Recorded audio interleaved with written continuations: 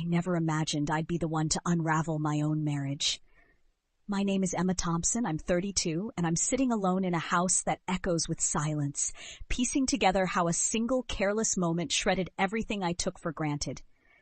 This is my story, a messy human tale of love, regret, and learning too late what really matters.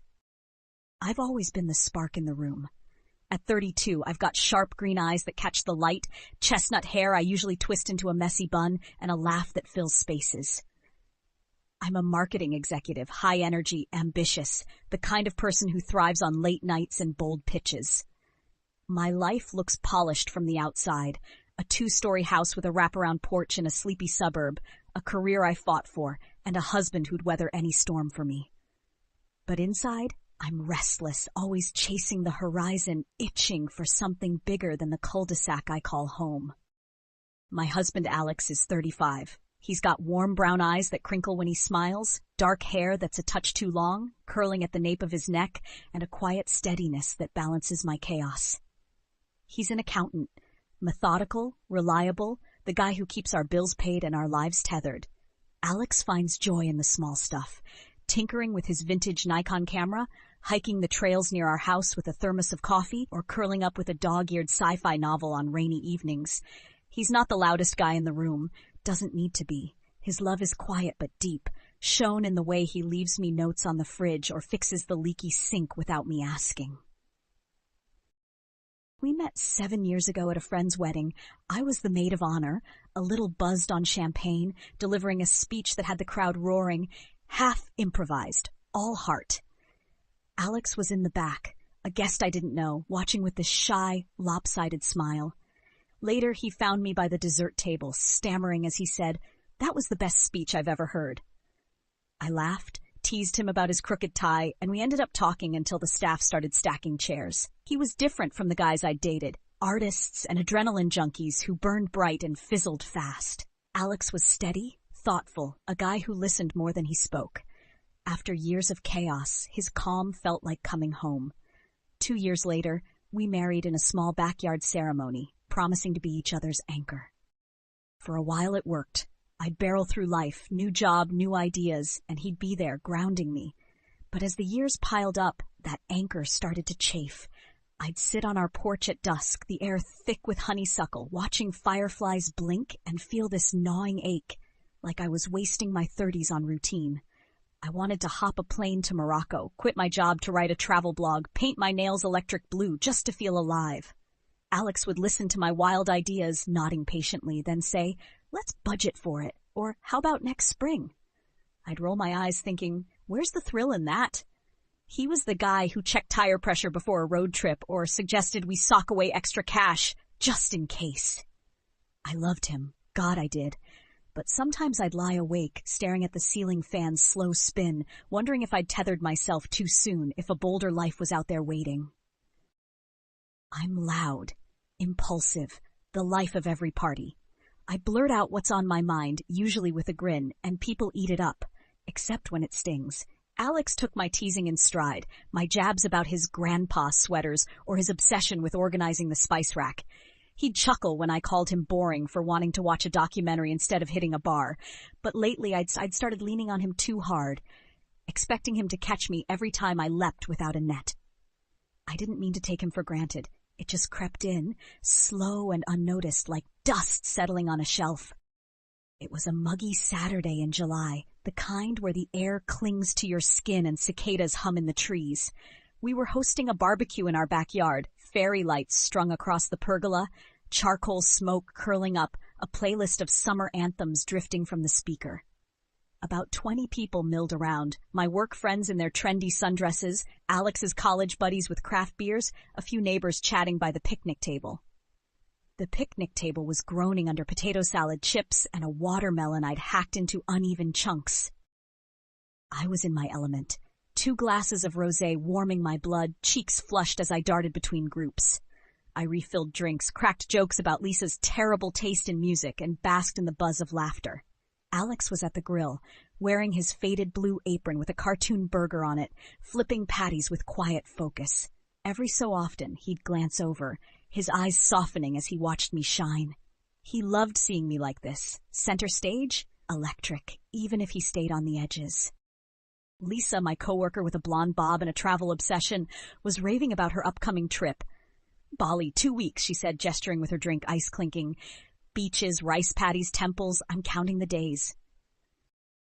My pulse quickened. Bali? That sounds like paradise. I've been dying to go somewhere like that. Somewhere raw, where you can feel the world under your feet. Alex caught it from the grill, calling over with a grin. We could do Bali next year, Em. Save up, make it a big trip. His voice was warm, practical, threading through the chatter. I laughed, a sharp, tipsy burst that cut the air. Next year? Alex, you always say next year.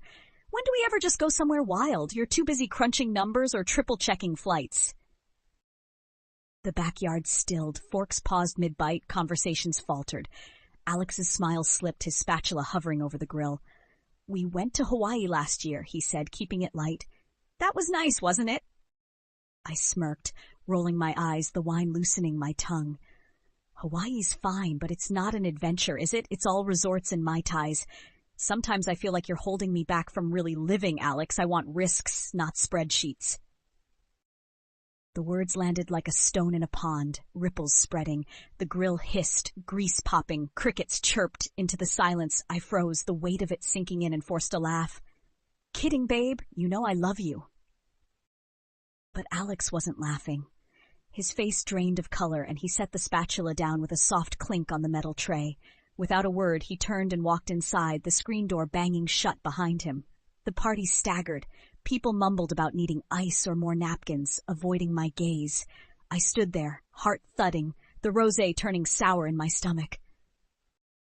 He'll get over it, I said to no one, pasting on a grin, but it felt flimsy, a lie I couldn't sell. Inside, I found Alex in the kitchen, hands braced on the counter, knuckles white against the granite. He didn't look up. The air smelled faintly of burgers and dish soap, the hum of the fridge loud in the quiet. Alex, why'd you ditch? I leaned against the doorway, aiming for playful like I was coaxing a sulky kid. He didn't answer, his shoulders rigid. I frowned, stepping closer. Hey, what's wrong? Talk to me. He took a slow, shuddering breath and turned. His eyes were glassy, but his voice was steady. Emma, do you really think I'm holding you back? I sighed, throwing my hands up. It was a joke, Alex. You're overreacting. But you said it. He stepped toward me, searching my face. In front of everyone, like I'm some weight dragging you down. I crossed my arms, defensive. It wasn't like that. You're acting like I stabbed you. It felt like it, he said, his voice low. I've spent years trying to make you happy, supporting your job, fixing this house, planning trips with you, and you tell everyone I'm holding you back? My temper flared. Maybe if you weren't so cautious all the time, I wouldn't feel that way. You're always let's wait or let's save. I just want to do something, Alex. So I'm boring, he said, the word flat, final. No. I softened my tone, reaching for him. I love you, okay? But sometimes I wish we'd take more chances together. What's wrong with wanting that? He shook his head, staring past me at the dark window. I've never stopped you from anything, Emma. I've tried to keep up, even when it's not my thing. But if you think I'm the problem, maybe we've got bigger issues than one night. My stomach twisted. What are you saying? He met my eyes, raw and quiet. Maybe I'm not the guy you need. Maybe you'd be happier with someone who can give you that wild life you're chasing. Panic surged. Alex, don't be ridiculous. It was one stupid comment. But he turned away, shoulders slumped, and I felt a crack splinter through us, a fracture I couldn't unsee. I stormed back outside, pulse hammering, the party limping along like a wounded animal. The fairy lights flickered, casting jagged shadows. I grabbed another glass of wine, forced a smile, ignored the sideways glances. He's overreacting, I told myself, swirling the pink liquid. He'll cool off by morning. But Sunday dawned gray and tense. Alex sat at the kitchen table, coffee steaming, his face closed off. I tried teasing. Grudge much? But he barely glanced up, stirring his mug with a clink of the spoon. The silence stretched, thick as fog, through Monday, Tuesday, Wednesday. He moved through the house like a ghost, short answers, no eye contact, no warmth. It drove me up the wall. By Wednesday night, I'd had enough. I plopped onto the couch beside him, where he sat flipping through a photography magazine. "Okay, Alex, enough with the silent treatment. I said I was sorry at the barbecue." He closed the magazine slowly, deliberately. "Did you mean it?" "What?" "The apology. Did you mean it, or are you just tired of me being mad?" I groaned, exasperated. "Of course I meant it. It was dumb. I was tipsy. It slipped out. You're making this a huge deal." "Didn't you?" His calm sliced deeper than shouting. "You've been restless for months, Emma. Maybe that joke was truer than you think." I sat up, bristling. "Oh, so you're a mind reader now? I'm sorry I hurt you, but you're blowing this up. You're too sensitive." "Sensitive," he repeated, like it was a bruise he pressed. "Maybe, or maybe I'm tired of feeling like I'm not enough for you." "That's not fair," I snapped, my throat tightening. "I never said that." He stood looming over me. "Maybe not, but I need space to think." He headed upstairs, leaving me fuming and unsteady. "He'll get over it," I told myself, curling into the couch cushions. He always did, after I forgot his birthday when I dented the car and laughed it off. But this time, doubt gnawed at me, a whisper I couldn't shake. The next week was a slow bleed. Alex slept in the guest room, his toothbrush and razor migrating there like silent deserters. He'd leave for work before I woke, come home late, drift past me with a curt, "Hey." The house felt hollow, the air heavy with unsaid things. I hated it, the distance, the quiet, but I didn't know how to fix it without admitting I was wrong. And I wasn't. Was I? Friday, I decided to try. I made his favorite, chicken parmesan, the kitchen filling with the rich scent of garlic and marinara. I set the table with candles, their flames dancing in the dim light, and put on a playlist of songs from our early days, soft acoustic stuff we'd swayed to in our first apartment. When he walked in, tie loose and eyes tired, I smiled. "Smells good," he said, but his voice was flat, no spark. "Sit," I said, pulling out his chair. "Let's have a nice night, okay?" We ate in silence, the clink of forks deafening. I tried filling the void, chattering about a work project, the neighbor's yappy dog, but he nodded absently, pushing pasta around his plate. Finally, I snapped, "Alex, I'm trying here. Can't we move past this?" He paused, fork midair. "Trying how? Dinner doesn't erase what you said." My temper flared. "What do you want from me? I've apologized 1,000,000 times. "Mean it," he said, eyes locking on mine. "Understand why it hurt, but you don't, do you?" "Because you're overreacting." I threw my napkin down, the candles flickering. "It was one night, Alex." "It's not one night," he said, his voice rising for the first time. "It's feeling like I'm failing you every damn day, every time you roll your eyes at my plans, every time you sigh like I'm a burden." "That's not true." My voice cracked, tears pricking. "I love you. Isn't that enough?" "I don't know anymore," he said, standing. "I think we need a break." My heart stopped. "A break? You're moving out?" "Yeah, I'll stay at Mike's for a while." He headed upstairs. I chased him, panic clawing my chest. "You're throwing away 7 years over this?" He packed a duffel, shirts, socks, his camera, calmly, methodically. "I'm not throwing anything away. I'm figuring out what's left." "Alex, please," I begged, grabbing his arm. "We can work this out." He paused, looking at me with something like pity. "I need to know who I am without you pulling me apart." Then he left, taillights fading down the street. I sank onto the couch, staring at the empty table, the candles guttering out. He'll come back, I thought, but the house stayed silent. The next day I tried again, something bigger. I booked a weekend cabin upstate, picturing us hiking, laughing, rebuilding. I texted him, "Surprise, let's get away, just us." His reply came hours later. "Appreciate it, but no, I need space, Em." I stared at the screen, deflated, the cabin deposit mocking me. A week later, I bought him a new lens for his camera. Expensive, thoughtful, wrapped in blue paper. I left it on Mike's porch with a note. "I see you, Alex. Come home." He texted back, "Thanks, but this isn't about gifts. You still don't get it." Each attempt flopped, a brick wall I couldn't climb. Word spread like wildfire. Monday, Lisa cornered me at the office coffee machine, her voice low. "Alex moved out after the barbecue?" I shrugged, pouring creamer. "He's being dramatic. It was a joke." She frowned, stirring her mug. Didn't sound like one. You said he's dragging you down in front of everyone. I'd be pissed too. So you're on his side? I snapped, slamming the creamer down.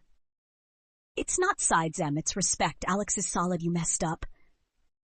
Her words stung, a splinter I couldn't dig out. Friends drifted, texts slowed, invites dried up.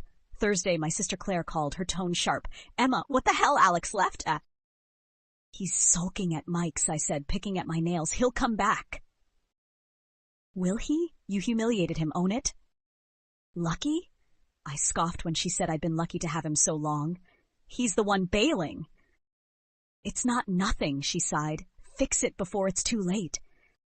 Emma grapples with the fallout of a broken relationship after a rash comment pushes Alex away, leading her to self-reflection and personal growth as she learns the value of quiet love.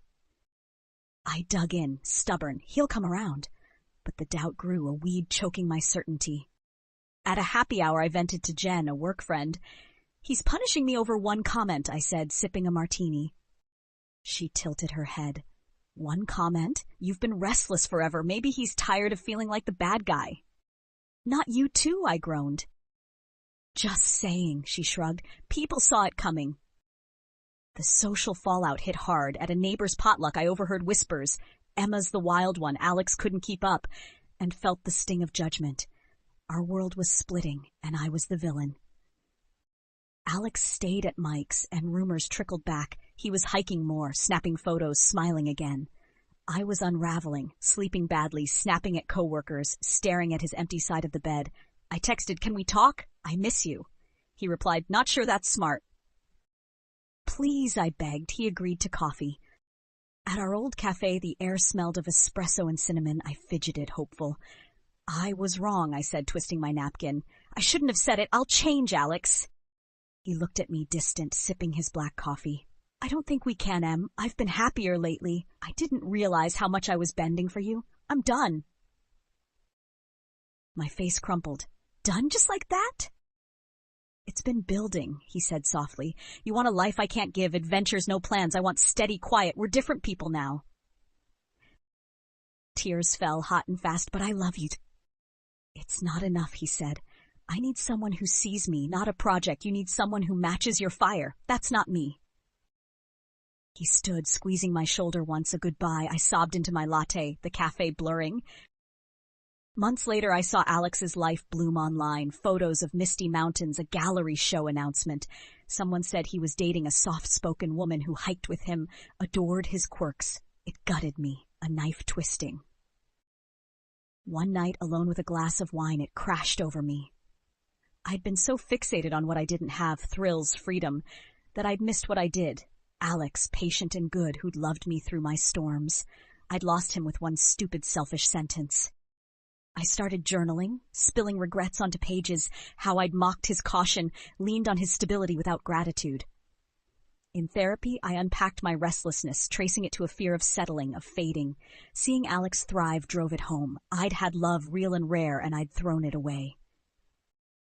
A year later, I sold the house. Too many ghosts in the creaky floors and quiet corners. I moved downtown into a sleek apartment with a view of twinkling lights and threw myself into work. I wasn't the same, less reckless, more reflective. One evening, walking home, I passed a gallery. A framed photo caught my eye, a rugged peak under dawn light, Alex's signature in the corner. Tears welled, but I smiled faintly. He'd found his path. I was finding mine, slower, humbler. Love isn't the next big rush, I'd learned. It's the quiet stuff, the coffee ready when you wake, the hand that steadies you.